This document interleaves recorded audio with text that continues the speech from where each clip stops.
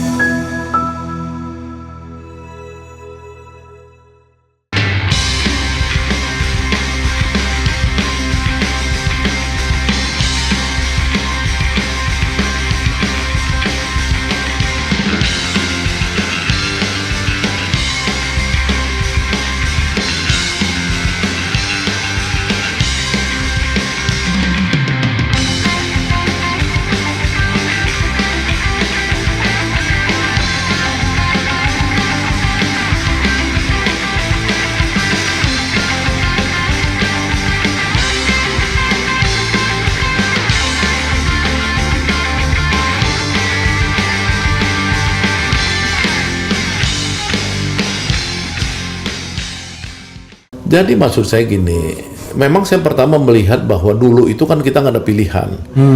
Kita membanding-bandingkan cuma dua, Iya. ya kan? Dan kemudian kita lihat ada berbagai alasan para ulama memilih Prabowo. Iya. Dan saya ikut para ulama. Iya. Saya ini setia dengan Habib Rizik gitu kalau soal gini-gini ya. Luar biasa. Iya, ya nggak apa-apa. Saya bukan orang Islam yang taat seperti teman-teman ya, tapi saya tetap melihat Habib Rizik itu sebagai ulama terbesar yang pernah ada ya dalam Dan pernah satu penjara juga. Pernah satu penjara. Artinya saya lihat orang tuh kan yang penting ini bener nih orang bener gitu kan. Mas saya dengan kemampuan otak saya, pengalaman saya puluhan tahun di dunia aktivis, saya pikir dia ulama yang benar itu yang sesuai dengan ulama sebagai pembebas ya. Yang amar ma'ruf nahi mungkar. Amar ma'ruf nahi mungkar itu ciri yang utama dia, bukan nggak ada yang lain pasti ada. Nah maksudnya gini, ikut istimewa ulama, ya kan. Nah yang kedua sekarang kita lihat bahwa ini kan ada tiga, yang Ganjar dan Mahfud juga sebenarnya dalam track recordnya sama seperti Anies dan Muhaimin, adalah sama-sama aktivis, sama-sama pro demokrasi. Ya, demokrasi ini jangan langsung dibenturkan dengan HTI ya, HTI yang tidak mau ada demokrasi, enggak. Ini demokrasi dalam pengertian ada kebebasan, ada warna lah, bukan otoriter ya. Yang dulu mereka ini ya, baik Anies, Muhaimin, kemudian Ganjar dan Mahfud MD adalah orang yang menumbangkan mertuanya Prabowo.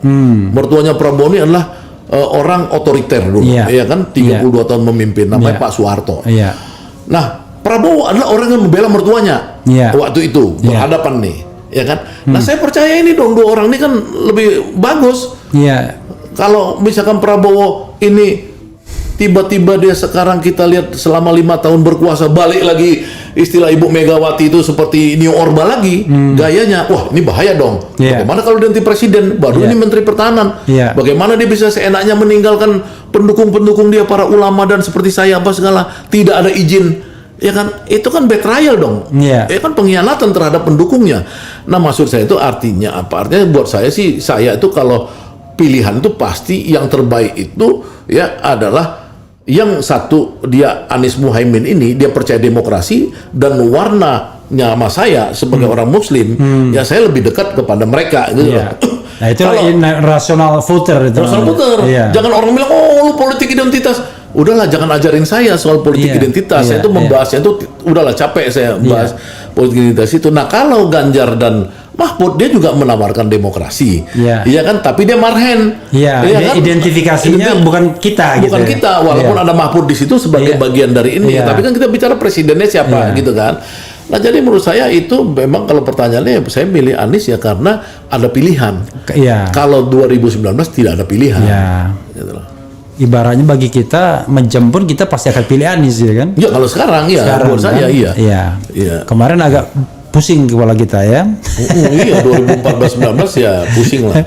Jadi saudara sekalian, saya mengundang Bang Saganda sebenarnya untuk Parmin ya.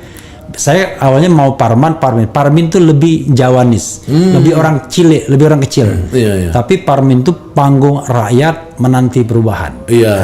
Jadi Tapi sebentar saya boleh ini ya. Jadi Iya. gini Pak Repli Harun, ini kan sekarang ini bangsa ini ya, ini bangsa besar. Iya. Ya. Cobalah dipikirkan jangan istilah-istilahnya tuh harus Jawa sentris lagi. Oke. Ya kan? Kita harus betul-betul semangat 1928 itu Sumpah Pemuda ya, sebagai sebuah bangsa besar. Ya, ini kan sekarang ini kan pertarungan ini kan kita lihat memang sedikit-sedikit pertarungan di Pulau Jawa. Iya. Kebanyakan capres-capres itu muterin di Pulau Jawa apa segala gitu ya. Ke depan ini memang harus disetting ya agar Indonesia itu bisa betul-betul istilah Anies itu Indonesia forever itu. Iya. Ya, supaya kita ini sebagai bangsa besar jangan nanti ya istilahnya nanti kalau capres harus semua mesti pasangannya capres-cawapres Jawa. Bahkan misalkan kayak pasangan nomor 2 ini kan kalau di Amerika tuh udah dianggap satu apa gitu ya. Di Amerika tuh tidak boleh capres dan cawapres itu dalam satu negara bagian yang sama, satu state, nggak boleh. Dia harus pisah. Ini sama-sama orang Jawa Tengah misalnya kayak gitu ya. Gini-gini loh, ke depan tuh kan kita harus lebih inilah, terus warna ideologinya juga harus ini. Jadi pluralistik ya, bukanisme itu harus lebih dikembangkan untuk berbasis ke Indonesia. Itu aja pesan saya gitu. Tapi Parmin itu nothing to do dengan Jawa dan tidak Jawa. Iya, tapi karena istilah wong cilik tadi kan, itu kan sebenarnya kan maksudnya mewakili representasi rakyat Indonesia yang masih kan terbelakang. Kita bisa lebih bicara ke depan aja kaum miskin. Ya kan, atau rakyat tertindas, atau apa namanya ya, kalau mau Islam mustadafin, ya kan seperti itu. Oke. Nanti kita koreksi panunya. Luar biasa. Ya, saudara sekalian, silakan Bang untuk closing statement. Ya. Kita 40 menit juga ternyata. Ya, kembali ke ini ya, ini closing statement saya ya, kembali kepada rakyat Indonesia. Bahwa survei-survei itu ya anggap aja ya sebagai sebagai variasi informasi.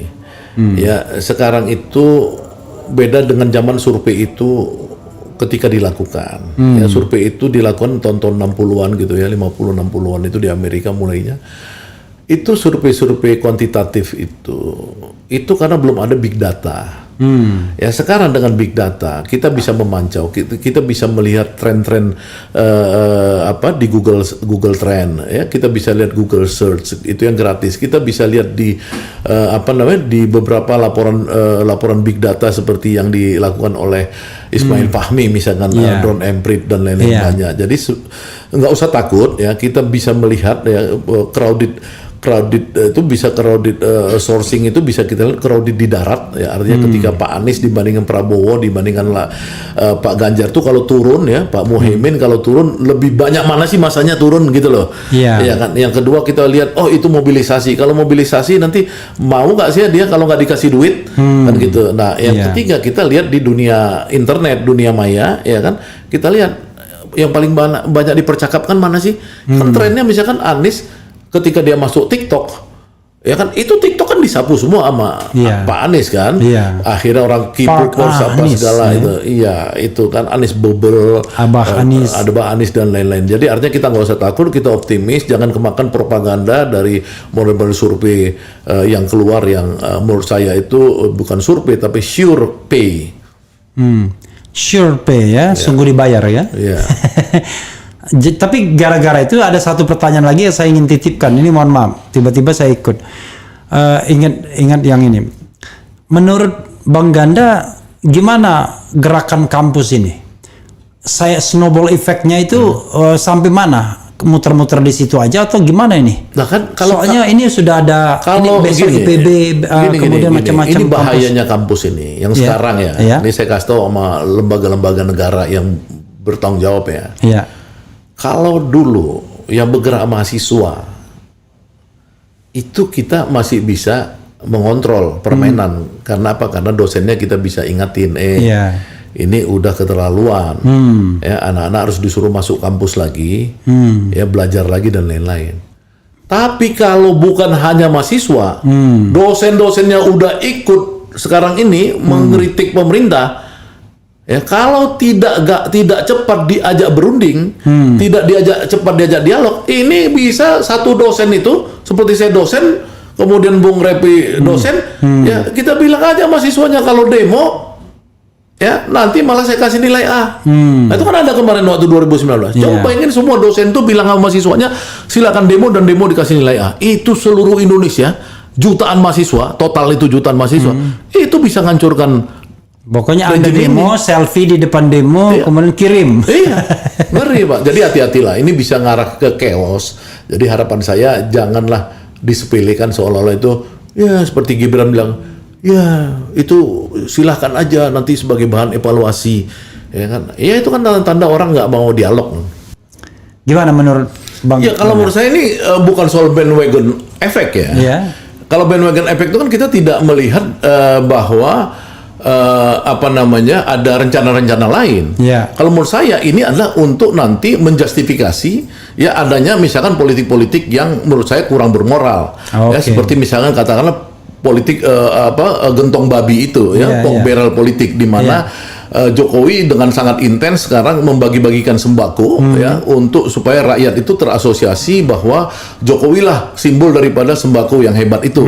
Nanti dikapitalisasi tuh oleh menteri-menterinya seperti Zulkifli Hasan pada tanggal 29 Desember tahun lalu di Kendal dia bilang bahwa memang itu Pak Jokowi kan siapa yang ngasih bansos Pak Jokowi juga. Nah kalian harus berterima kasih sama Jokowi. Pilihlah Gibran gitu. Nah begitu juga kemarin di NTT atau di mana tanggal 14 Januari Erlangga Hartarto melakukan hal yang sama juga. Ya kalian harus berterima kasih pada Jokowi yang memberikan bansos. Nah, politisasi bansos ini ya itu diharapkan menurut survei yang benar nih CSIS itu mengakibatkan 36,6% dari relasinya itu antara orang yang dapat bansos dengan dia akan memilih Prabowo. Itu kan besar sekali 36,6%. Jadi memang menurut saya sih mungkin bukan politik bandwagonnya tadi, tapi bagaimana ini ada pembenaran gitu loh. Ini yang kita lihat sebagai sebuah ancaman pada demokrasi gitu.